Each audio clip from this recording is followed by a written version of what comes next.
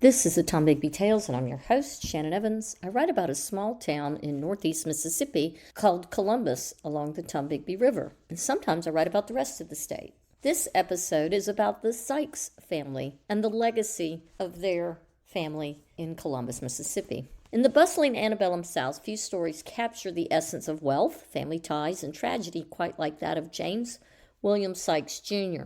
Born on a crisp winter day, January 19, 1830, in Greenville County, Virginia, young James was destined for a life of prominence and complexity in a rapidly changing America. James Jr. was born into a family of means and connections, a lineage that traced its roots deep into the fabric of Southern society.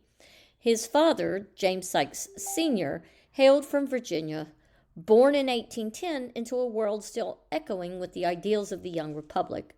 The elder Sykes, a man of ambition and foresight, married his cousin Martha William Lanier Sykes, a union that set the tone for the close-knit nature of Southern aristocracy. Sometime in the late 1830s, James moved to Columbus, Mississippi, with his wife and young family. The Sykes family's standing in society was evident through James Sr.'s role as a trustee at the Columbus Female Institute.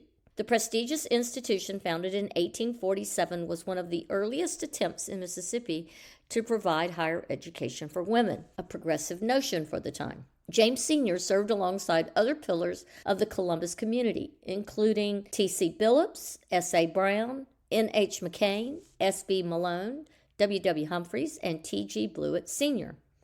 Their collective efforts shaped the educational landscape of Columbus, fostering a generation of well-educated Southern women who would play crucial roles in the region's social and cultural development. Following his father's footsteps, James Jr. pursued higher education, a privilege reserved for the elite in the mid-19th century.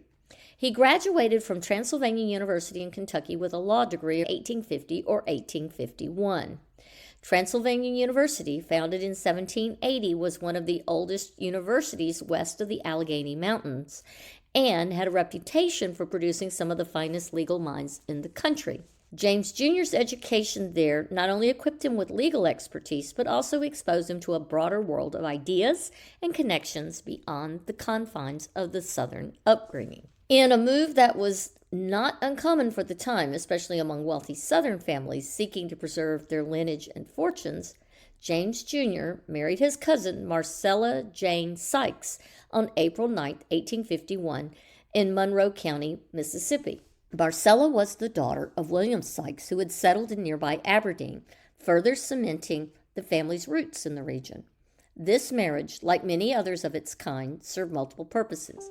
It kept wealth within the family, strengthened familial bonds, and maintained the social status quo of the Antebellum South. In 1854, James Jr.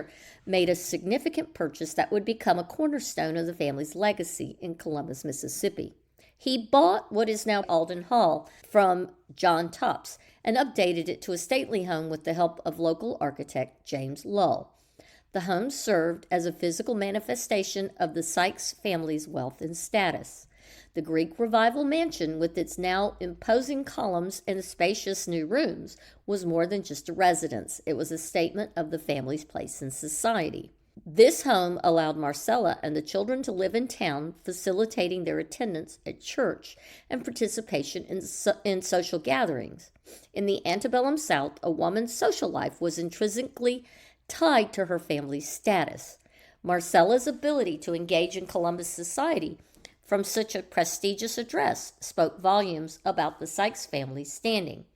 Moreover, it provided a proper setting for their children's access to education and social development, ensuring that the next generation of Sykes would be raised with all the advantages their parents could provide. The home likely hosted numerous social events, from intimate dinner parties to grand balls, where the elite of Columbus would gather to discuss politics, business, and the latest social gossip. These gatherings were not merely for pleasure, they were essential networking opportunities where alliances were formed, marriages were arranged, and the future of Mississippi's high society was often shaped.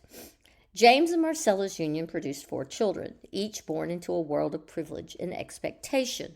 Wildy Sykes Billups, born in 1852 and died in 1899, was the eldest. She would go on to marry into the prominent Billups family, further entwining the Sykes with Columbus's elite.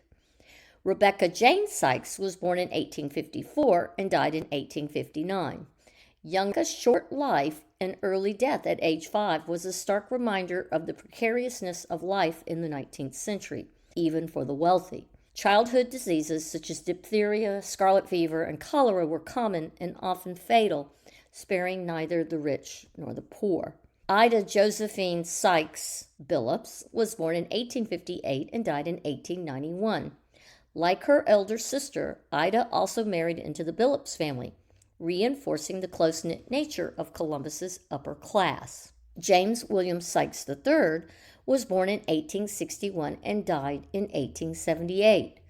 Born just as the Civil War began, young James III's life would be shaped by the aftermath of the conflict that claimed his own father's life. The 1860 census provides a snapshot of the Sykes family at the height of their prosperity. James Jr. is listed as the owner of what is today Aldan Hall, where he resided with Marcella and their children.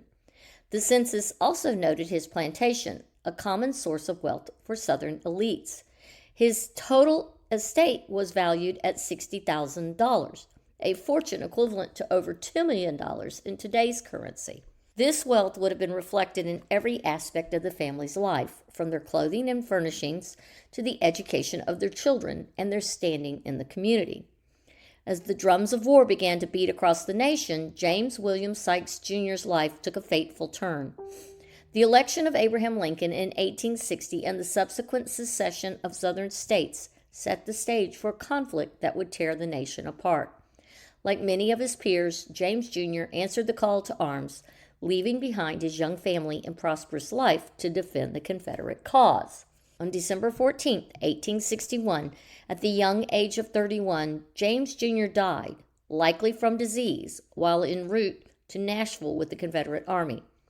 His mission had been to assist in fortifying the city against the advancing Union forces, particularly in preparation for the upcoming Battle of Fort Donelson. This battle would take place in February of 1862 and would result in a significant Union victory and open up the Cumberland River, a vital supply route, to the Union control. The circumstances of James Jr.'s burial remain somewhat mysterious, reflecting the chaos and uncertainty of wartime.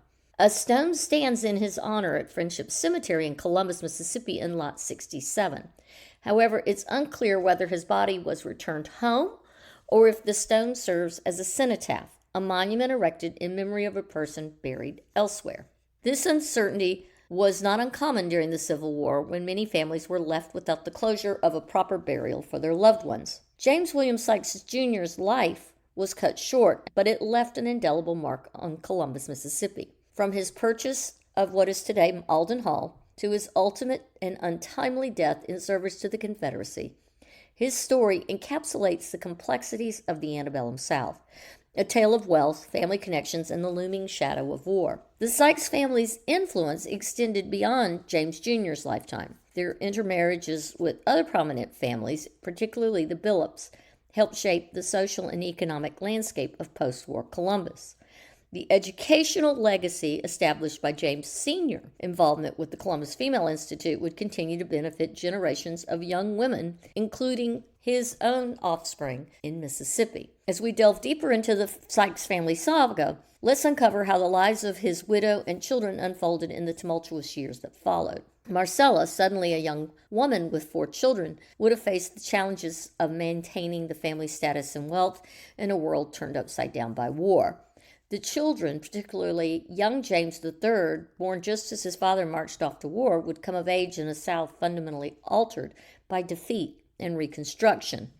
The story of James Williams Sykes Jr. and his family is more than just a tale of one man or one family. It's a microcosm of the Antebellum South, and it captures the complexities, the contradictions, and ultimate tragedy of a society on the brink of monumental change. Thank you for coming on my podcast, The Tombigbee Tales, and learning a little bit more about the history of the people who built Columbus. Until next time.